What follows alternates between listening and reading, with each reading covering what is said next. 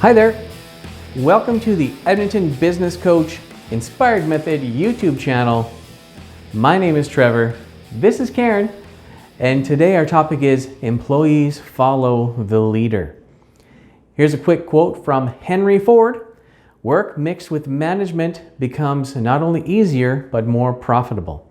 The time is past when anyone can boast about hard work without having a corresponding results to show for it. Here's a quick stat. 84% of buyers now kick off their buying process with a referral. That's true. I've actually been in sales. I look back and there's always that asking for those referrals, like before you even start selling. Yeah. It's pretty crazy, but you want to get people's attention right away. And the first question when someone contacts you should be, how did you hear from us? How did you hear about us? Right? So business owners or managers expect their employees and subordinates to follow the rules that they themselves don't. It's no wonder there is friction and underperformance in the workplace. So Karen, first question that we have for you, Miss Edmonton Business Coach, can a business owner expect employees to show up on time if they don't? No way. If you even look at parenting with your kids, if you say one thing and do another, they're going to do what you do, not what you say. So it's the same thing in a employee-employer environment. If you want those employees to show up on time and be ready to go, you have to set the tone by doing it. You always have to lead by example, and that's actually doing it. You're the role model. Yes, that is so true. Yeah. Now the next question is, what can business owners expect as a result of taking a sick day? Well, if you look at maybe most businesses, I would say things kind of maybe fall apart a little on that day if the owner is away, sick. So I think probably those employees probably don't take everything as serious as it is if they have someone breathing down their neck.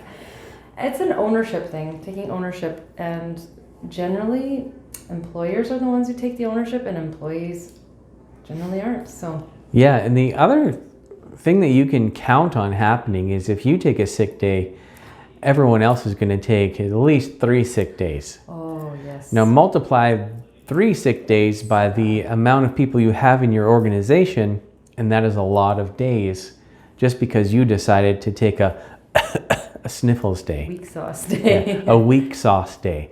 So don't do it unless you are willing to accept the consequences of that action.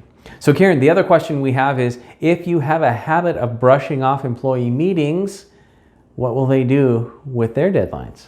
They will brush those deadlines off. They'll just keep pushing it back because they don't take you seriously if you're not meeting those obligations or what you intended to do. If you're going to change it, that sets the tone, that sets the example, and of course they're going to do the same thing unless they're really intrinsically motivated.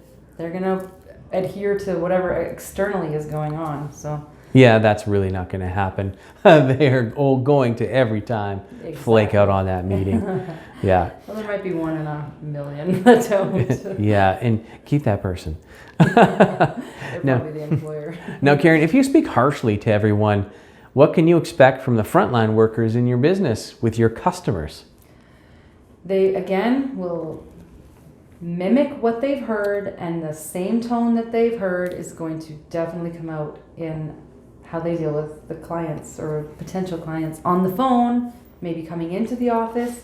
And again, it really relates to a parent-child relationship. You do that in the home, the kids are just going to mimic that. We kind of just ape what's around us. What we see and what we hear, that sets it, kind of solidifies it in our actions and our minds. So yeah, you definitely have to watch that as an employer. To keep the tone the way you want it, you have to actually do it yourself. Yeah, it's sounding a whole lot like parenting, right? You thought you were coming to hear about Edmonton Business Coach ideas, but really. Yeah. You're welcome for the parenting episode at the same time. And it feels like that in the office environment. It feels like a family. We have a lot of employees here, and they're younger than us, so we do feel like parents at times, and it's just the way it is. You want to foster the environment the way you want it. So yes. Now, what happens when you don't communicate your passion for the mission with your staff? Your staff are left guessing on where are we going, or maybe they don't even care. So either they don't know and they're not going to ask, or they just don't even care and they just take a paycheck, right? You need to actually share that and really show the value in that mission and get them to internalize it almost as well. So it's their mission as well. Excellent. That's the biggest thing. Excellent. Now, the next question that I have for you, Karen, is can you expect employees to do what you have not or not willing to do? No, you can't expect it because, again, it sets the tone. Like even if it's just cleaning the bathroom or maybe putting the dishes in, whatever it is. If you want it done, you're going to have to model it and show that you're even willing to, not have that entitlement, and you're willing to just do what has to get done to make the business run. Oh, yeah. That should be a motto. We should make a tattoo or a t-shirt out of that. Next time I come on. All right, Edmonton Business Coach, we have a line of t-shirts coming out. They're going to be all the slick sayings that we come up with during our videos. Yeah. Okay, so once you've done certain tasks, is it okay to delegate them to others in order to scale? Of course, that's definitely the goal. You don't want to always be doing those tasks. You don't want to keep cleaning the toilets at the office. You don't want to, do the mundane tasks that don't take as much of the skills necessary. You want to be able to scale what you have and maybe hire people that can do that or outsource some of those things to another, like contract them out, because that allows you to scale and helps you to really hone your skills where you can use them the best. Mm-hmm. And tasks that not everybody can do. Okay, now here's the big question that I think a lot of people would be interested in hearing. Can you expect anyone in your company to work harder than you? No, you cannot. It's always going to come from the top down. Everything is always communicated from the top down. So if you want them to work hard, you're going to have to work even harder. Just like if you don't want them to take 3 sick days, you can't even take just one. Mm-hmm. So you have to, it's like an exponential difference. Yeah. You have to, put in the time. Mm-hmm. You got to put in the time if you expect other people to be willing to do the same thing. Now, Karen, the next question that I have for you is it possible to eventually step back and be an owner instead of the CEO? Yes, it should be. That should be a goal. Like you don't want to, I guess maybe it depends what your goals are, but if you want to do multiple things, you can't be the CEO of every multiple stream that you're doing. Eventually you want someone who can take over, that does take ownership. Of course, you need to be in communication with them, but yeah, I don't know if you want to add anything to that. Yeah, for sure. Well, a goal for us in our Edmonton Business Coach business is to eventually step back, Mm-hmm. right?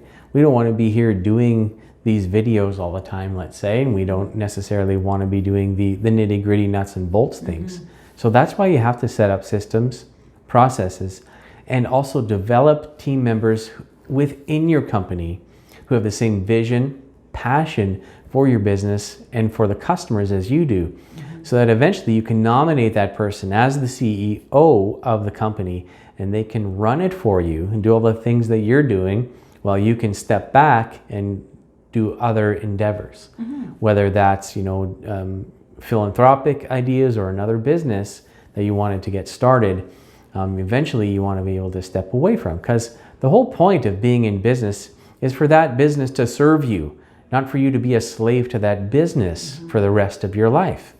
It's supposed to serve you and help you to grow and get time freedom and financial freedom. Mm-hmm. And if it's not doing that for you yet, then you need to schedule a meeting with Inspired Method, the Edmonton Business Coach of choice, and we'll sit down with you, we'll talk to you, and show you what we do, how we do it, why we do it, and help you get on board with creating systems for your business. The number one system that needs to happen is a good lead generation system.